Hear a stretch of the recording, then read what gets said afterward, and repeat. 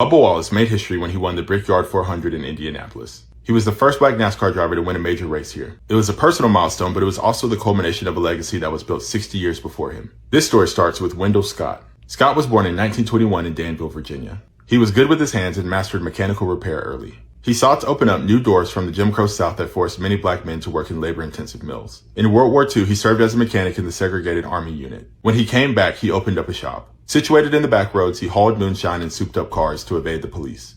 This, in turn, gave him the skills he needed to become a racer. He started competing in local car races in 1947. It took him until 1953 to get his official NASCAR license. From there, he became the first black NASCAR driver to race in a sanctioned event. Even while racing with second-hand cars patched together from junkyards, he was known for his grit and consistency. He had no major sponsors and limited access to equipment. His wife, Mary, and their 6 children served as his pit crew, and he slowly started outpacing his competition. In 1961, Scott entered the Grand National Series, now known as the Cup Series. He raced at the highest level here for the next 13 years. He made 495 career starts, and for 147 of those, he finished in the top 10. He finished 6th in the 1966 season standings, a gigantic feat considering the resources that he worked with. One of his most historic moments came in December 1st, 1963 in Jacksonville, Florida at the Jacksonville 200. He drove a previously owned Chevrolet Bel Air and passed Richard Petty. He then crossed the finish line 2 laps ahead of the field, and he won cleanly. NASCAR awarded that win to Buck Baker, a white driver. It took hours after the official photos came out that they quietly admitted that Scott had won. He was never given a trophy for that win. His family did receive a commemorative trophy in 2021 from NASCAR. This win made him the first black driver to ever win a major race. Until Bubba Wallace. He continued on with resolve and dignity. In 1973, he had a major accident at the Winston 500 in Talladega, Alabama that effectively ended his racing career.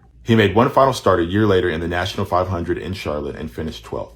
He passed away in 1990 and was inducted in numerous Hall of Fames over the next 3 decades. His story has been featured in numerous mediums, including 1977's Greased Lightning, played by Richard Pryor. He cleared the way for future stars like Bubba Wallace. And now, every time Wallace gets into his car, he carries a piece of Scott's legacy with him. Wallace's accomplishments are his to claim, but they're also a continuation of something that started long before him. And something in all aspects continues long after him as well.